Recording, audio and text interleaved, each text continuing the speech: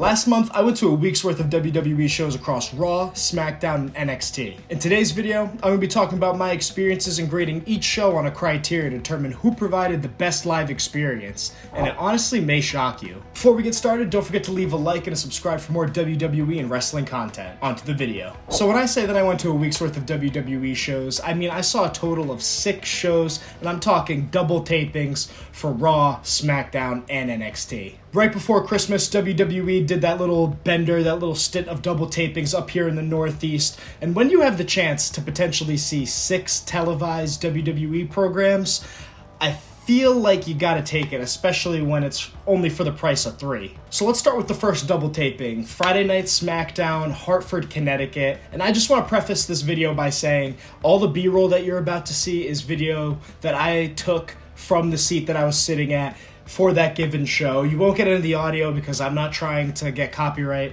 or anything like that, but just so that way you can put an image to kind of what I'm talking about. This one was kind of a weird but interesting one because it was the SmackDown before and after Saturday night's main event, in which there were some big matches on that card, at least for SmackDown. So with that being said, the second taping was a lot more underwhelming story-wise compared to the first show, with Cody and KO on the first taping, and the semifinals matches for the women's US title, and then ultimately neither of their stories were shown at all for that second taping. A general positive that I'm gonna have to go ahead and give all 3 brands and their double tapings is the fact that when you go to a double taping, you have the opportunity to see almost every single top superstar. The only superstar that I did not get the chance to see across any of the double tapings, we're talking about specifically SmackDown right now, is Roman. Roman's the only one that I didn't see, but a lot of people probably could have guessed that given his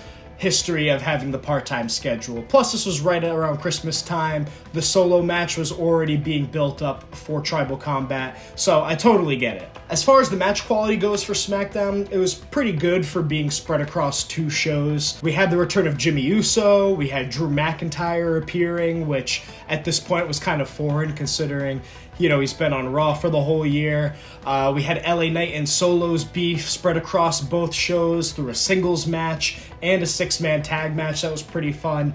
We had a women's title match with Naomi as Bianca's new tag partner, in which, as you know, they retained the titles against Nia Jax and Candice LeRae. And with the holidays right around the corner, of course they had their Christmas segment, which all 3 shows had, by the way. To already kind of wrap up quickly on SmackDown, like I said, this one was the weirdest / most interesting double taping of the 3. We already took into account match card and quality, but also accounting for atmosphere. The seats were pretty solid, as you can see. The venue was pretty full. Crowd was loud and engaged to the point where we wanted Solo to the point of annoyance, which was pretty fun. But I'd overall rate my SmackDown experience a B, a solid B. As Saturday night main event passed, we moved on to Monday Night Raw in Boston, Massachusetts at the TD Garden, and this double taping was an incredible amount of fun. It was absolutely electric, especially considering there was no more beating around the bush in terms of storylines with Saturday night's main event. Mind you, this isn't Raw as we know it now. This is pre-Netflix and Superstar shakeup, so the scale isn't as large as it's made out to be currently or what you have seen since the new year, but nonetheless, it was still an amazing spectacle. It's been 10-15 years since the last time I went to a Monday Night Raw. The first show opened up with that awesome Punk and Rollins brawl that bled out into the crowd, and as you can see, the angle I took was pretty awful, but Seth Rollins literally came in for his promo like a whole section over, and that was pretty cool. They continued to deliver on the first taping as we got our usual Liv and Rhea segment, which is now,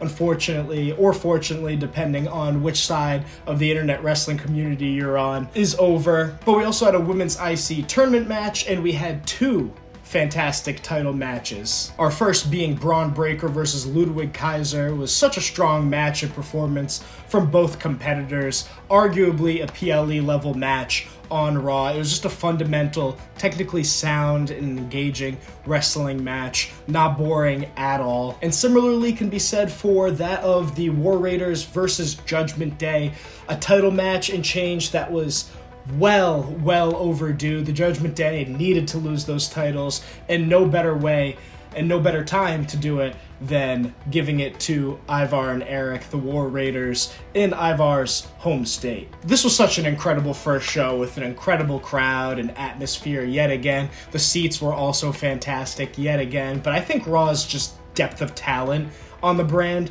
just really shines, and the match card quality outshines Smackdown. As far as the second taping goes, we got Drew versus Sami Zayn, the rematch from Saturday night's main event, as the main event for Monday Night Raw, which yet again quite literally is like a PLE level match. Not only that, but that entire promo segment and that match prompted the return of Jey Uso, and we had yet another Women's Intercontinental Championship tournament match in which Io Sky came out on top, and anytime you get to see Io Sky perform is just an absolute pleasure. She is one of the most talented women on the roster today, and I won't be surprised if she ends up facing Rhea Ripley at WrestleMania or something like that. Not only that, but we also had the fantastic New Day segment with Kofi's mom booing New Day out of the building in Kofi's alleged homecoming. That was just an awesome thing to be a part of. Now, generally speaking, for all three double tapings, I will quickly say that although the second shows, I wouldn't say that they're bad,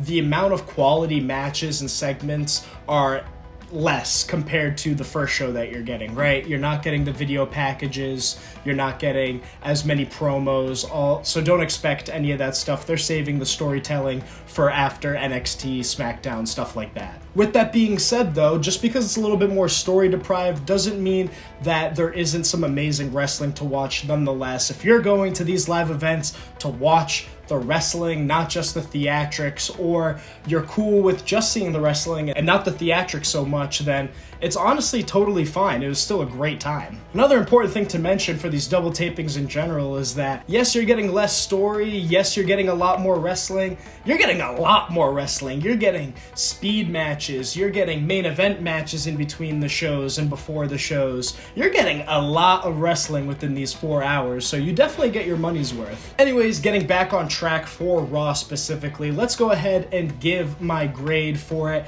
and I'm gonna have to give Raw a B+.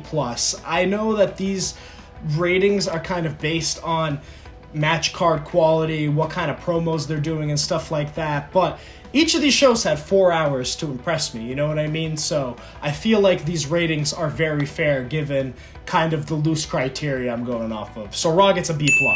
Ladies and gentlemen, last but certainly not least, we head into the next night, NXT Live, Lowell, Massachusetts. Now, at this point, I'm feeling the wrestling show fatigue. I've driven roughly 9 hours up and down New England these past few days, getting home late, having a couple drinks at each show. You know, I'm a fan. Yes, I'm getting my content and whatnot, but at the end of the day, I'm a fan. I'm enjoying my shows. But regardless, I was not sure of what to expect heading into this last double taping. Mind you, I also went to the NXT by myself for this one. I couldn't get anyone to go to NXT, was able to convince people for Smackdown and Raw, but NXT, I was a lone wolf on this one, so I was also curious to see what going to my first WWE show alone was going to look like. Now, for this particular show, the venue wasn't your traditional arena or anything, but it was actually an auditorium, and I am not lying when I tell you this.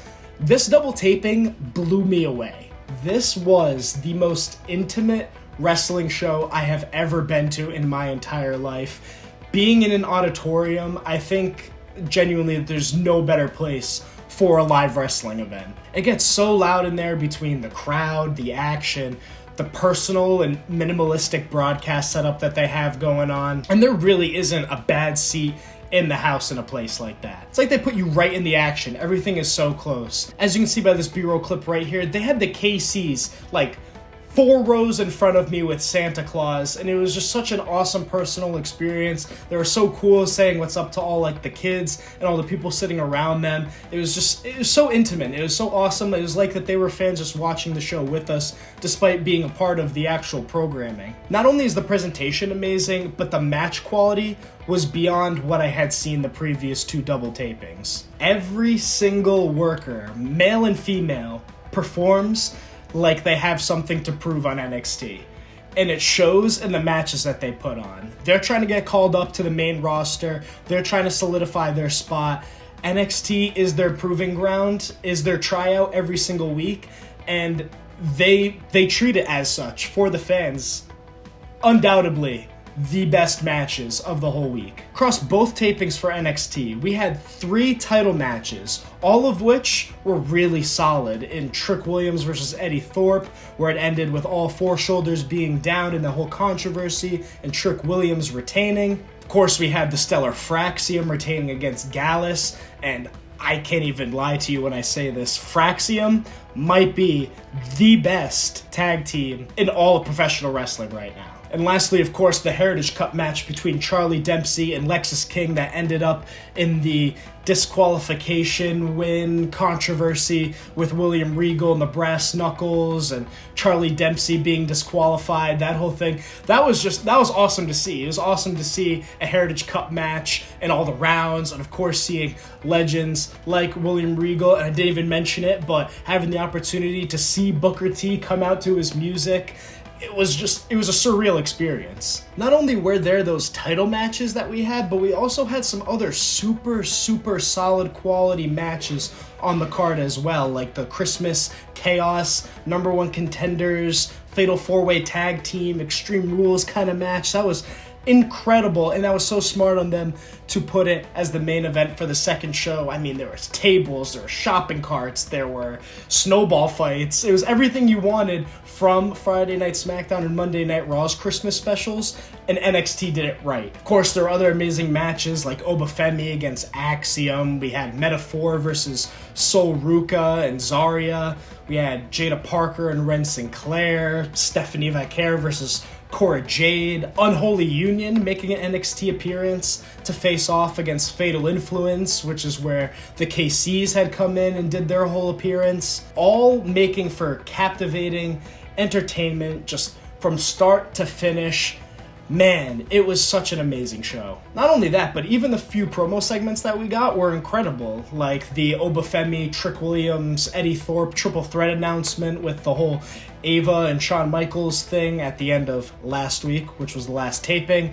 And then we also had that disgustingly awesome segment where Ethan Page is like, I'm losing my smile, and Javon Evans comes out and he's like, dude, you're Ethan Page, like, you have everything to smile about, you have a family and this, that. And then Ethan Page breaks Javon Evans' jaw, and there's blood and teeth and everything going everywhere. Javon Evans now has his jaw wired shut. I mean, that was just an incredible segment, and I can't believe I'm saying it, but I'm going to have to give NXT an A. If you told me going into this that I was going to 3 double tapings, 1 for each brand in WWE, and NXT was going to be the one to take the crown as far as most entertaining, most quality matches, most personal and intimate experience, I would have called you crazy and said that you were lying. But I lived it in living color. Shout out CM Punk, shout out Cult of Personality. And here I stand corrected. And based on my personal experience, viewing all 3 major WWE brands in this double taping format, getting 4 hours of each show to digest a lot of wrestling across all of them, NXT takes the cake, followed by Raw and then SmackDown. But anyways, I would love to hear what you guys think about this in the comments down below. Have you been to a WWE live event? Which is your favorite? Or if you guys have any questions on what WWE double tapings or live events look like, feel free to ask those questions in the comment section down below as well. Thank you guys for watching today's video. Yet again, don't forget to drop a like on the video and a subscribe on the channel for more wrestling content, and I will see you guys in the next one. Peace.